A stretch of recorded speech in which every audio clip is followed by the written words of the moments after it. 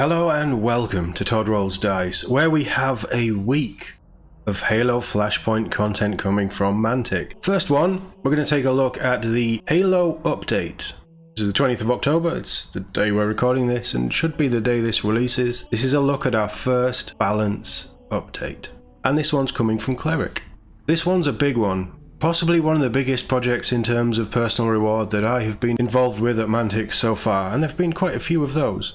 Firstly, I'd like to thank Ian, Dylan, Ash, Hayden and our brilliant test group for helping us tackle this update to take what is an amazingly good game and bring it up a notch.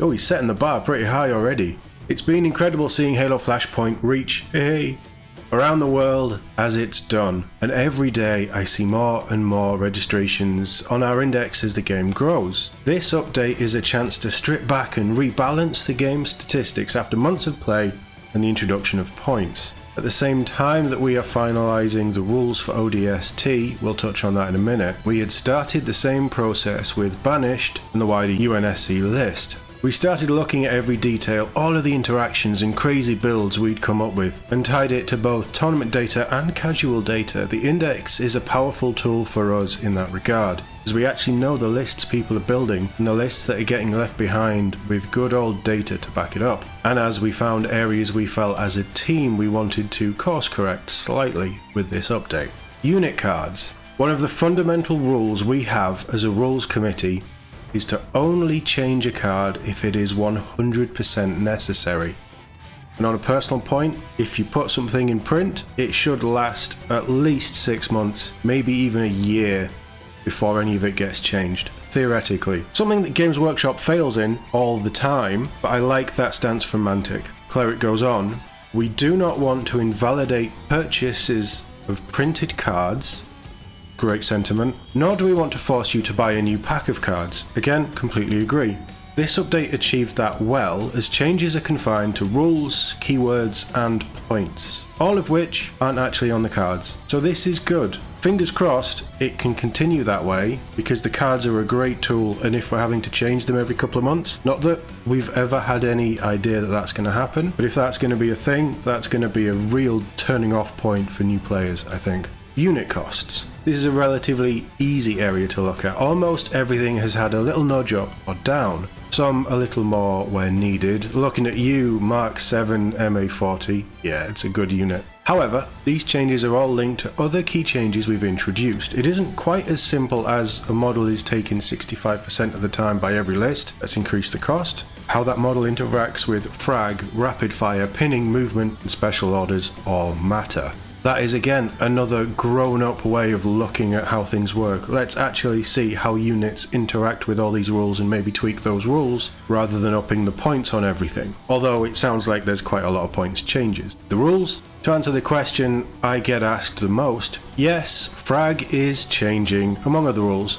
The full rule change can be found in the index, but in essence, you will now only be pinned and scattered if you lose the survival roll versus frag.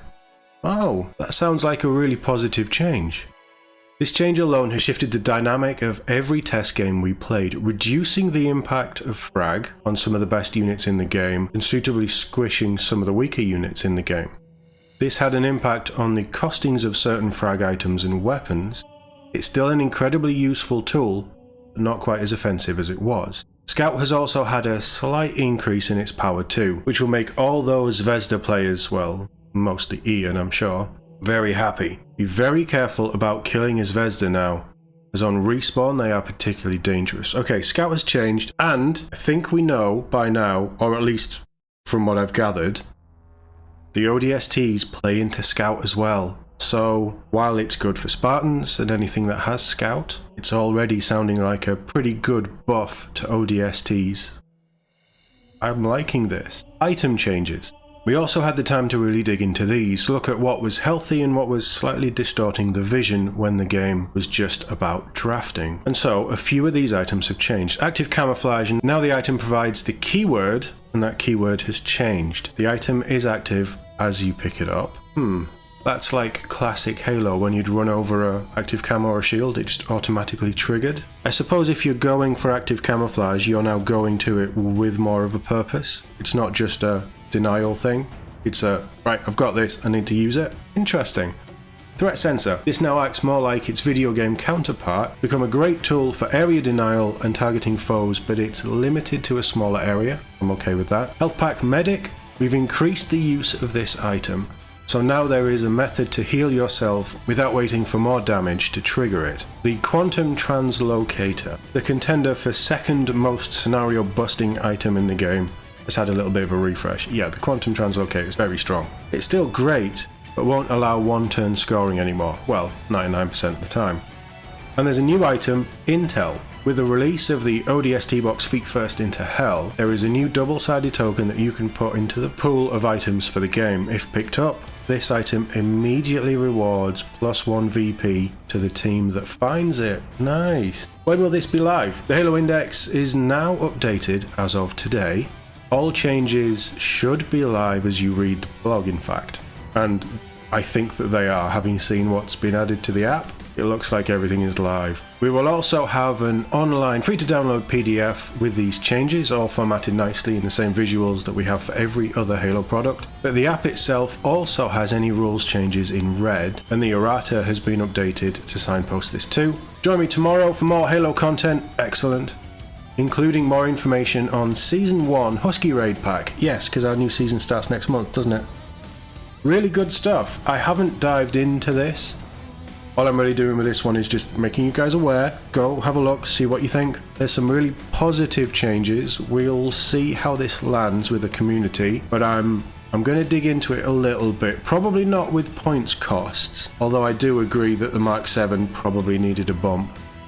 Item changes are going to be interesting, but we also have the ODST rules on the web app, which I don't know if they should be there. I'm not aware that the orders have started shipping yet. Hopefully we'll get a look at those as well. And Buck and Dare are sounding pretty nice, but then I'm very biased to those characters. Overall, and we will dig deeper into this later into the week, let me know what your initial thoughts are based on this article. I'm going to run through it, I'm going to try and get my head around it, and then maybe we'll do a bit of a breakdown with that errata, as I say later in the week. And there is going to be more Halo to cover, and outside of Halo Flashpoint, for those people who may not know, this weekend is the Halo World Championships. So it's PvP, just don't worry about all the gameplay side of things if that's not your bag, but keep an eye out. I believe it's Friday, potentially new Halo games being announced for consoles and the PC. So if you are interested into the video game side of Halo, and there's a chance you probably are, and you're not keeping up to date with all the news, potentially some exciting stuff coming end of this week, video game wise. If you enjoyed this, please like the video, subscribe to the channel. We cover quite a lot of Halo Flashpoint. It's been a bit quiet recently, with ODST just around the corner, and I'm waiting for mine to be shipped. Really looking forward to digging into that box. That's some of my favourite characters in the Halo franchise. So we'll be covering that, and I do want to start to get more into Halo Flashpoint as Season 1 drops, and then we start to see where all this stuff is. We're approaching that 12-month anniversary of this wonderful game, and I plan on covering it for as long as I possibly can. So if you want more Halo Flashpoint, you guys know what to do. As always, thank you very much for watching, and I'll see you all in the next one.